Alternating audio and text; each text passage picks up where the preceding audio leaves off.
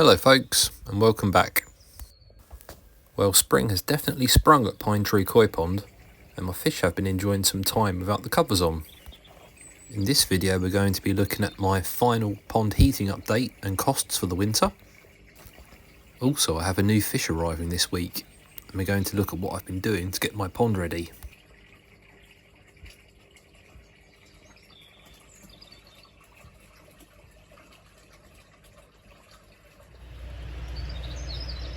So February wasn't as cold as January, however we had plenty of nights where temperatures were down into freezing and the air source heat pump was working hard to maintain the pond at 12 degrees. Looking at the energy record on my Tapo app, you can see there was only 5 days in the whole month where the air source heat pump didn't come on, and in total it cost me £28.54 to keep the pond at 12 degrees.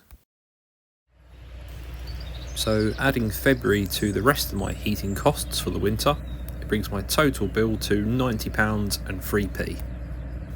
I'm quite happy with that for keeping the pond at 12 degrees for the whole winter, as I definitely think it's benefited the fish.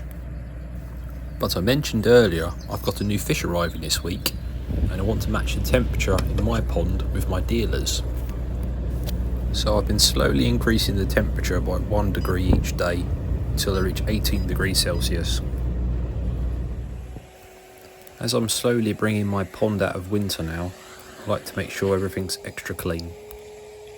So I've made sure all my filters and the bottom drains have had a thorough clean, and I've also hoovered out the bottom of the pond as well. Probably worth mentioning that this is an Awaz Pondovac 3.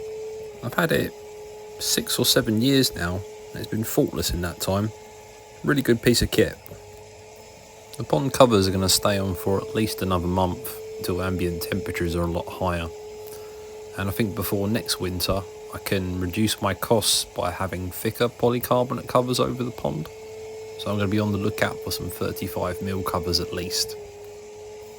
I've been thinking about pond projects I'd like to do this spring, and I've got one in particular, but it involves a part rebuild of the pond. I'm just trying to come up with a good plan for how to go about doing it. If I manage to get it done though, I think it'll make the pond look really awesome, so stay tuned for that one.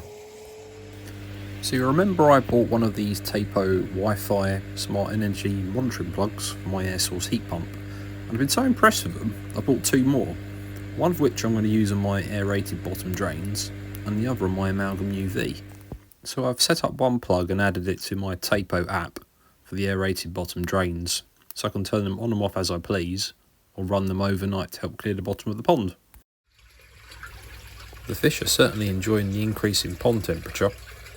Not going too mad on the food though at the moment, still around 50 to 60 grams a day being hand fed, and I'll gradually increase that as the bacteria in my biological media increases. There's a lot of talk about different koi foods at the moment. It's got me thinking about what I feed my fish, as they've been on Aquasource for the last few years. Let me know what you're feeding your fish in the comments, and if you're thinking about changing it this year, what you're going to change it to and why.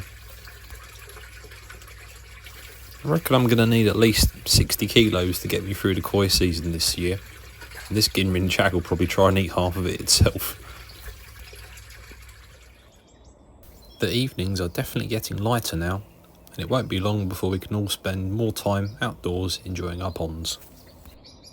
If you've enjoyed this video, give us a thumbs up and please subscribe, and stay tuned to see which fish I've got in the next video. Cheers!